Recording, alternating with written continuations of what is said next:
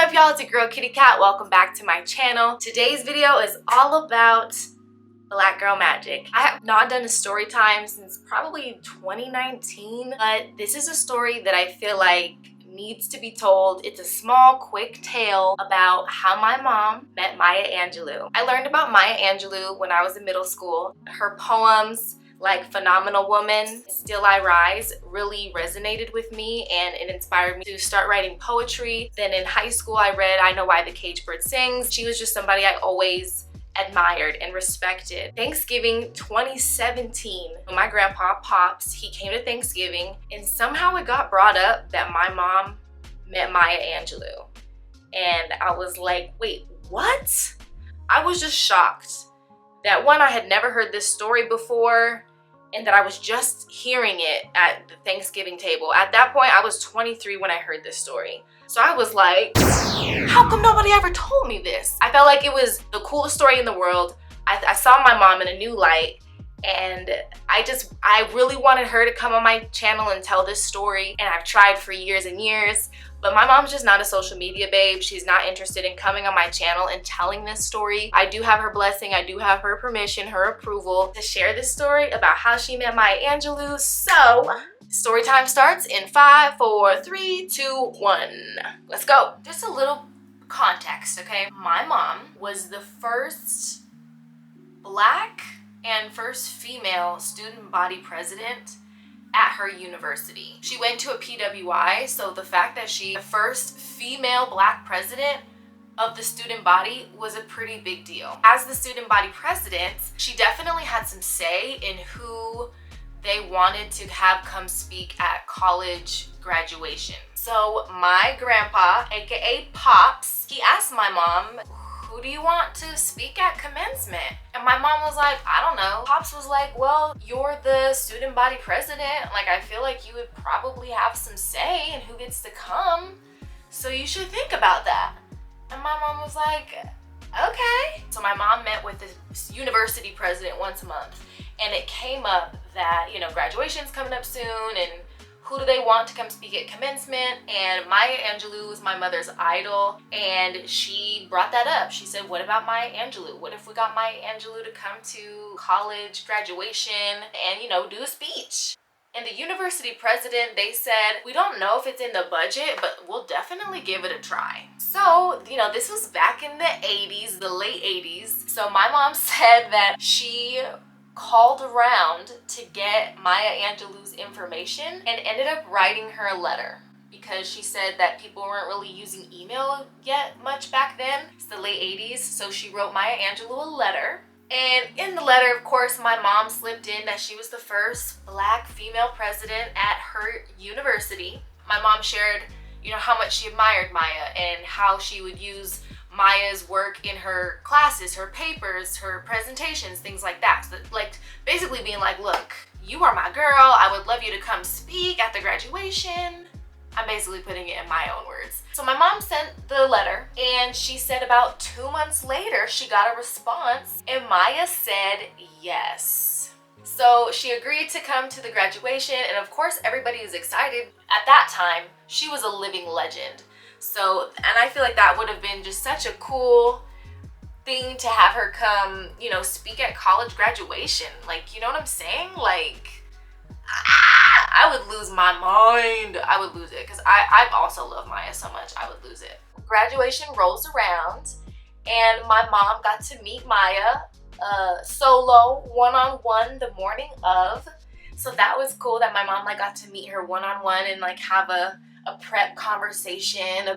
Pop said he saw her. Pop said he saw her, but he said he didn't get to meet her, but he said that he saw her talking to my mom. Which I guess is still cool to even just be in the room with somebody on her, like somebody like her. That's big. Again, this is the late 80s. I'm just picturing like what kind of hairstyles did they have? What were they wearing? I wish I had photos. I asked my mom, like, you don't have any pictures of this? And she doesn't. So it's just kind of like, it almost seems like it's an urban legend. But Maya did her speech at the college commencement. It went really well. I mean, everybody was excited that Maya was there. It was a big deal. That was it, you know, and it was so simple. I just couldn't believe how simple it was. Like, wait, all you did was call around, you found her information, you wrote her a letter asking her to come, and she just came. Ask and you shall receive. My mom does not have limiting beliefs, okay? She is the one person that I know that does not have limiting beliefs. If she wants something, she's gonna get it. She's like, well, why not? Like, why can't I have it, you know? She's also a Taurus. The cool part of that story is just, you never know until you ask, you never know until you try. What I thought was really cool about this story is my mom did not just meet Maya one time. My mom met Maya 3 times before Maya passed away. So my mom met Maya for the first time in the late 80s at her college graduation. Then, after college was over, my mom worked in tech for a little while, and then she ended up becoming a flight attendant. And about 5 or 6 years later, after she graduated from college, she was a flight attendant. She was boarding the plane, getting the passengers on, and guess who gets on the plane? Miss Maya, Miss Angelou. My mom was up front on the plane. My mom said, you know, hi, and she reintroduced herself. Maya remembered my mom, which I thought was like, wow, that's wild.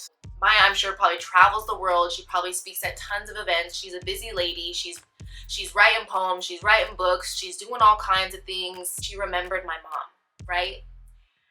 It was just like, wow, like she remembered her. What she said to my mom was, what a small world this is. And really though, like what a small world that was, that not only like the universe brought them together for the first time for that graduation, but then again for like on an airplane, right? And let me tell y'all this too. Then 5 to 10 years after that, right? So it's like, okay, my mom met her the first time in the late 80s, saw her again in the mid 90s, and then saw her again. Okay, sweet potato, I'm almost done telling the story. And then meets her again during the 2000s on the plane again. My mom again reintroduced herself, and what Maya said to her this time was, I always wondered if I would see you again. I always wondered if I would see her again. It's really wild the impact that we have on people, and sometimes we don't even realize it, and the impact that Maya not only had on my mom, but me. And, you know, even with what impact Maya had on my mom, it seems like my mom had some good impact on Maya, that she remembered her and was wondering if she'd see her again. So I'm like, oh my gosh, you go, Mom! And they all lived happily ever after. Maya Angelou was that girl. She was. From her essays, her poems, her books. She was in movies, TV shows. Like, her resume is excellence. I give her the utmost reverence, admiration, and respect. Maya definitely inspired me to write poetry. I used to write so much poetry when I was in middle school and in college. I feel like most people who are watching this, and you're familiar with Maya's work, but if you are not, I highly recommend reading her poems. They will just take you there and make you feel really, really good. They will take you there, okay?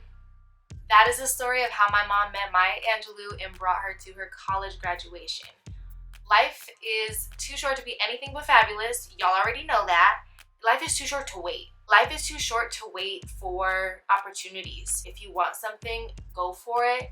If you want somebody to speak at your graduation, ask them.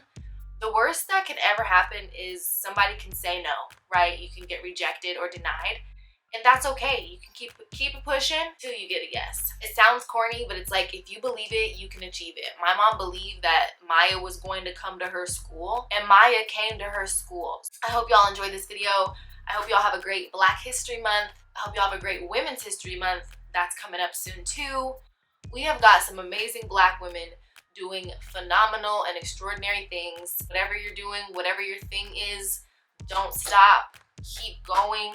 Even if it's hard and you feel like you're not getting the results you want, just keep going, because you gotta trust the what and the win.